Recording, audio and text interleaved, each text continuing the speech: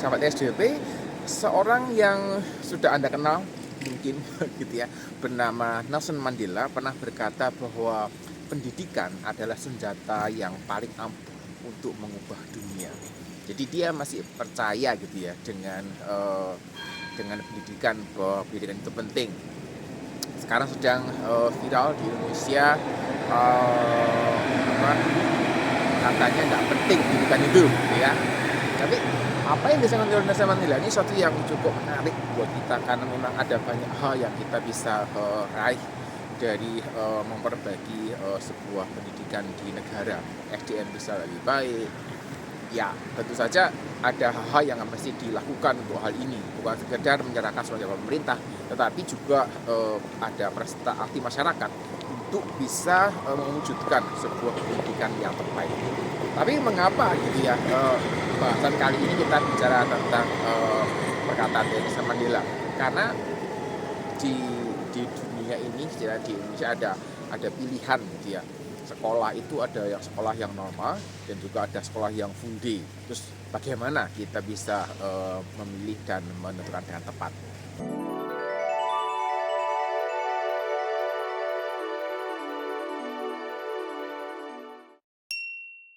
Kalau kita bicara tentang sekolah normal dan sekolah full day, maka kita bicara tentang sekolah yang jam pulangnya itu berbeda begitu. Jadi sekolah normal mungkin sekitar jam berapa, ya tergantung kelasnya begitu ya, tidak sampai sore biasanya. Tetapi sekolah full day biasanya dari pagi sampai sore. Dan situasinya itu kayaknya gitu ya pas dengan zaman now ini, karena kedua orang tua yang bekerja, kemudian tidak punya asisten rumah tangga yang mungkin bisa menjaga anak atau bisa menemani anak gitu ya, sehingga ketika orang tua ini bekerja seharian dan anak ini berada di sekolah juga seharian, maka situasinya pas gitu. Uh, Mereka mungkin berangkat bersama-sama dan juga mungkin pulangnya bersama-sama. Jadi buat beberapa keluarga, beberapa orang menganggap bahwa sekolah full day ini sebuah sekolah plus titip anak gitu ya ketika sedang bekerja. Ya itu sah-sah saja sih, tidak ada masalah dengan pandangan seperti itu. Saya tidak tahu apakah ada sekolah yang tersinggung dengan hal ini gitu ya, dianggap sebagai tempat titip anak. Tapi ya itu situasi yang kita hadapi sekarang ini. Memang berbeda dengan zaman dulu, berapa 30-40 tahun yang lalu. Kita belum mengenal sekolah full day, karena waktu itu memang biasanya satu orang tua yang bekerja, yang satu lagi di rumah, sehingga tidak ada masalah ketika anak pulang, toh juga masih ada orang yang ada di rumah. Nah, ada sebuah asumsi yang ya tersebar juga sih. Ada sebuah asumsi yang mengatakan bahwa sekolah full day itu bisa meningkatkan kualitas pendidikan. Intinya adalah ini, karena sekolahnya full day, maka belajarnya lama. Karena belajarnya lama, maka ada banyak hal yang dapat dipelajari. Karena ada banyak yang dapat dipelajari, maka logikanya ada banyak wawasan yang diperoleh. Karena ada banyak wawasan yang diperoleh, maka SDM-nya, gitu, siswanya juga makin makin luas wawasannya. Siswa yang makin luas wawasannya berarti ya untuk pendidikannya itu baik. Kira-kira demikian. Dan saya selalu mengajak kita semua untuk bertanya. Jadi benar enggak ya gitu. Apakah asumsi ini benar? Apakah pandangan ini patut diterima? Jadi menjadi satu hal yang kita perlu pikirkan. Jadi bukan sekedar ya wis terima saja begitu. Tapi kita perlu menguji hal apa yang kita mesti bisa terima, kita mesti pikirkan dengan baik. Dan apa saja sih yang menentukan proses sebuah pendidikan? Itu menjadi sebuah pemikiran yang kita mesti ya duduk sebentar untuk mikir gitu. Masa tidak waktu untuk itu gitu ya. tidak lama sih ya, mungkin sebelum tidur atau apa kita mungkin bisa memikirkannya. Tapi kembali lagi, setiap ada asumsi-asumsi yang disampaikan, maka kita perlu menguji apakah asumsi itu adalah asumsi yang dapat diterima atau tidak. Secara umum, orang itu mengasosiasikan kualitas pendidikan di sebuah sekolah atau di sebuah daerah gitu ya, terkait dengan nilai yang diraih oleh siswanya, sehingga ketika sebuah sekolah itu meraih nilai yang tinggi, rata-rata yang tinggi, maka dianggap sebagai sekolah yang berkualitas, yang menawarkan pendidikan yang juga dianggap berkualitas. Dalam sebuah video terkait dengan pendidikan yang berkualitas, saya pernah bahas tentang hal ini, dia nanti saya cek linknya. Tapi menurut saya ini sepenuhnya tidak benar, karena tentu saja ada hal-hal yang nanti kita mesti perhatikan. Misalnya ketika metode evaluasi yang digunakan ini hanya mengandalkan hafalan, maka tentu saja itu bukan pendidikan yang berkualitas gitu ya. Dan kita sebagai masyarakat kita tidak pernah bisa tahu gitu, apakah nilai yang diberikan oleh sekolah itu adalah nilai yang dievaluasi dengan tepat. Artinya bukan sekedar hafalan, bukan sekedar pokoknya kumpul tugas dan rajin masuk nilainya bisa tinggi dan sebagainya, tetapi benar-benar ada sebuah evaluasi yang digunakan dengan tepat untuk bisa menilai ya dengan pas bagaimana siswa itu belajar. Satu hal yang kita mesti sadari adalah sebenarnya kualitas sebuah pendidikan tidak ditentukan dari lamanya jam belajar. Karena ya tentu saja yang namanya belajar itu harus diimbangi dengan waktu istirahat yang cukup. Kalau kita bicara tentang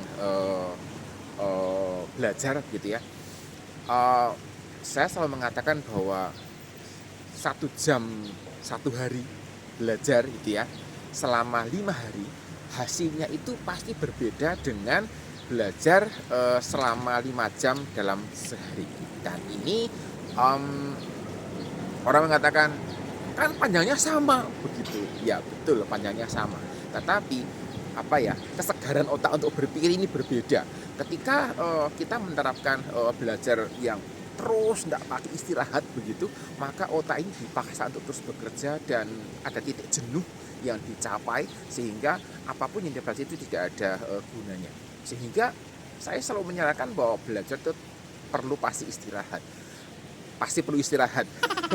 Dan ketika bahan yang dipelajari cukup banyak, kemudian stres, nanti kalau istirahat waktunya tidak cukup, tidak bisa selesai mempelajari semuanya, ya berarti manajemen waktu Anda itu tidak tepat begitu, dan tidak menggunakan waktu dengan bertanggung jawab. Kemudian ketika kita bicara tentang kualitas pendidikan ini tadi, maka sebenarnya dengan jam belajar yang panjang dianggap memberikan kualitas yang baik, maka rata-rata orang mengandalkan model drill, bukan model bor gitu ya. Drill artinya ya dipaksa untuk solusi jangka pendek, dipaksa untuk menghafal, dipaksa untuk latihan dengan jumlah sangat banyak begitu. Dan saya tidak tahu dengan pasti gitu ya. Ya karena memang sekolah-sekolah ini independen, rata-rata sekolah swasta sih yang punya sekolah full day. Saya tidak tahu bagaimana jeroannya, tetapi ketika ada terlalu banyak materi yang dimasukkan di dalam proses belajar ini, sepertinya kok tidak tepat gitu ya. Dan mungkin pemerintah perlu memikirkan terkait dengan batasan jumlah jam belajar yang sebaiknya diberikan dari sekolah. Saya selalu masih sampai hari ini gitu ya, saya masih beranggapan, saya masih pegang prinsip bahwa nilai siswa itu adalah kolaborasi antara guru dengan siswa. Artinya kedua belah pihak mesti mengerjakan bagiannya untuk bisa mendapatkan hasil belajar yang maksimal. Jadi siswanya mesti juga belajar, guru juga mengajar dengan baik, dan ketika salah satu pihak ini tidak mengerjakan bagiannya, kemudian hasil belajarnya itu buruk, maka evaluasi harusnya dikerjakan pada kedua belah pihak. Para masalahnya adalah selama ini yang jadi sasaran adalah teman-teman guru. Jadi guru ini jungkir balik begitu ya, akrobatik. Bagaimana caranya supaya nilai siswa itu tidak jelek gitu. Karena kalau nilainya jelek dia yang kena getahnya. Dan ini menjadi satu bagian yang terus akan saya perjuangkan. Dalam arti saya akan terus menyuarakan hal ini untuk menyadarkan masyarakat bahwa kita selama ini menggunakan asumsi yang tidak tepat terkait dengan nilai siswa, dan juga memberikan dukungan buat teman-teman guru supaya nggak stres begitu loh, supaya punya dasar logika yang pas untuk mengatakan bahwa nilai siswa itu bukan sepenuhnya tanggung jawab dari gurunya, tetapi ada bagian dari siswa yang mesti dikerjakan juga. Terkait dengan sekolah full day tadi, kan jam belajarnya lama gitu ya. Idenya jadi siswa belajar lebih lama, bisa belajar lebih banyak begitu. Tapi juga ada sebenarnya kan begini. Kalau siswa itu berkumpul dengan teman-temannya yang lain yang juga belajar rajin gitu ya, maka setidaknya bisa memotivasi untuk ikut belajar supaya dalam tidak kalah dengan temannya.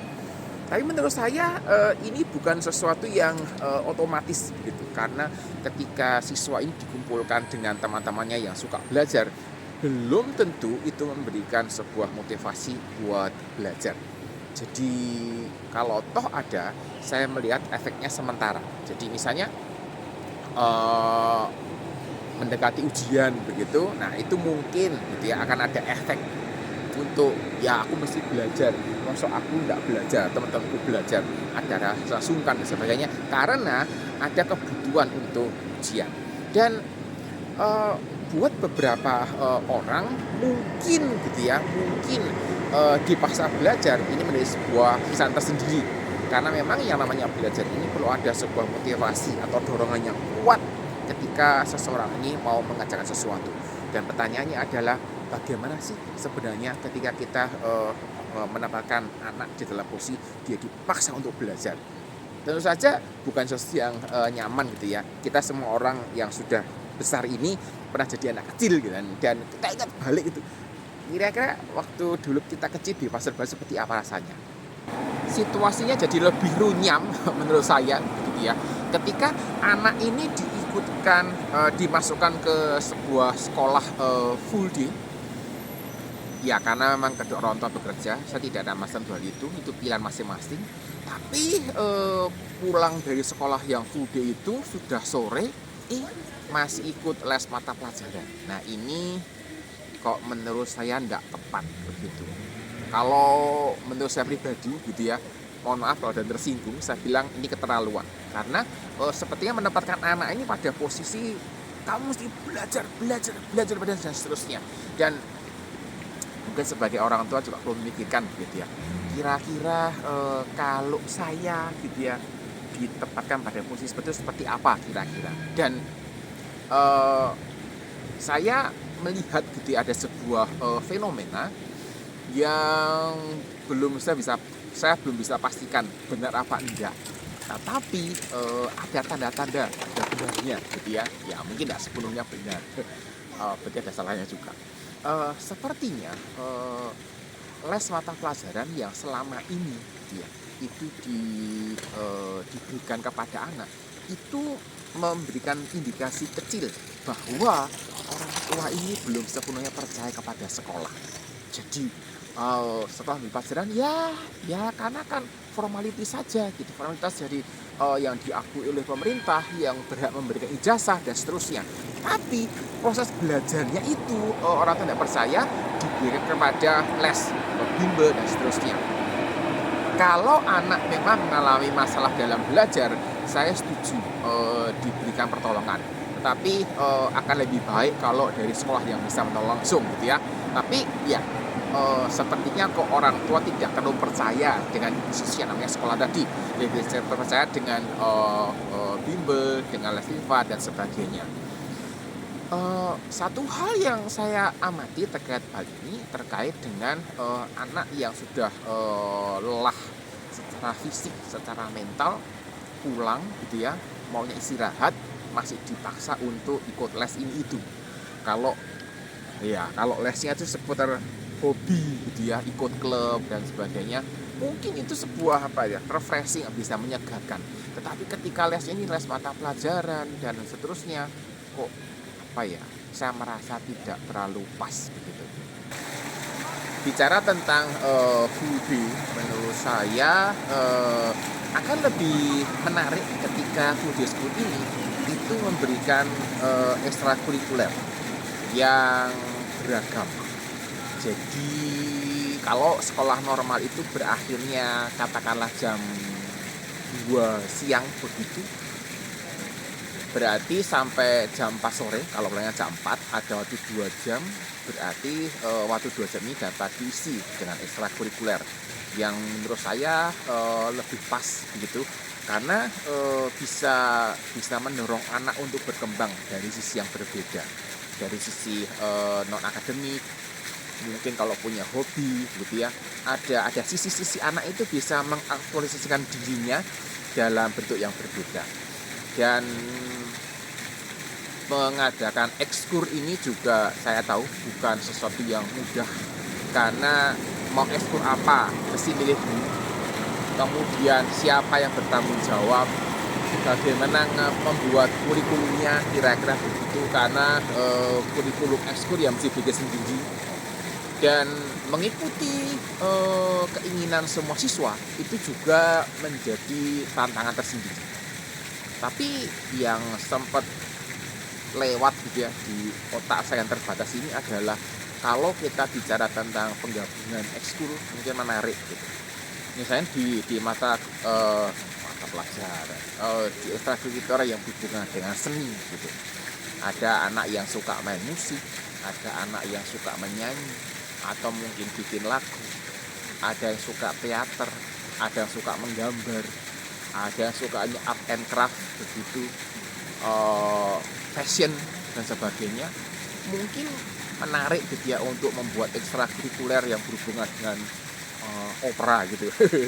Jadi ada yang gambar bikin setnya, ada yang mengimersikan dalam bentuk dekorasi, membuat berbagai macam pernak-pernik untuk opera ini, ada yang memikirkan kostumnya, ada yang memikirkan ceritanya, ada yang menyanyi dan bisa menggabungkan banyak hal gitu. Tapi saya tidak tahu gitu ya seberapa repot gitu ya mengeksekusi ide yang tadi saya sampaikan. Tapi menggabungkan banyak bidang untuk satu ekstrakurikuler menjadi bagian yang menarik untuk dipikirkan. Tentu saja ini menuntut kreativitas guru dan sekolah, dan juga perlu usaha yang cukup tinggi gitu dari sekolah untuk bisa mewujudkannya. Saya menyadari bahwa sebenarnya belum ada mode sekolah yang tanpa kelemahan. Jadi orang mengatakan sekolah full day itu bagus begitu, lebih baik sekolah full day dari sekolah normal. Ya mungkin orang benar-benar demikian gitu. Tapi ada yang mengatakan yang lain, enggak, sekolah normal yang bagus, sekolah full day itu nanti anaknya kelelahan dan seterusnya. Ada sisi-sisi yang membuat kita ini ada positifnya, ada negatifnya gitu. Tapi menurut saya gitu ya, setiap orang itu perlu memaksimalkan sisi positifnya dan meminimalkan sisi negatifnya. Jadi setiap orang pasti punya pertimbangan yang berbeda-beda, sehingga kita tidak bisa memaksa gitu ya. Oh, jangan masukkan sekolah full day, jelek begitu. Ya, itu pertimbangan pribadi. Atau mengatakan sebaiknya sekolah full day aja, lebih pas gitu. Oh, tidak repot ini itu dan sebagainya. Ya, itu juga pertimbangan pribadi. Tapi kembali lagi, setiap orang pasti punya pemikiran-pemikiran tersendiri sesuai dengan situasinya. Dan bagian akhir yang ingin saya sampaikan dalam bahasan ini terkait dengan situasi bahwa sebaiknya orang tua itu mengajak anak berbicara dari hati ke hati. Ya mungkin kalau anaknya masih kelas 1, kelas 2 SD mungkin agak susah gitu ya. Tetapi ketika anaknya sudah duduk di SMP atau di SD kelas 6 misalnya, mungkin gitu ya, mungkin perlu diajak berbicara terkait dengan situasi ini. Orang mengatakan, ya kau udah telat karena sudah sekolah bude selama berapa 4 atau 5 tahun sebelumnya. Saya melihat mungkin tidak ada masalah dan mungkin anak bisa mengevaluasi gitu ya situasinya. Apakah dia menikmati kelas sekolah bude atau tidak. Dengan berbicara dengan anak dari hati ke hati ini, harapannya adalah anak ini tidak merasa terpaksa mengikuti keinginan orang tuanya, tetapi anak ini juga didengar gitu ya, suaranya juga diperhatikan, apa menjadi keinginan hatinya. Dan ketika seorang anak ini dimengerti, dia itu dipahami situasinya, saya kok melihat ada satu dampak positif bahwa anak ini punya semangat, punya motivasi untuk belajar lebih baik lagi. Saya kira itu yang saya sampaikan hari ini. Nanti kita ketemu lagi di tempat yang berbeda dengan materi berbeda.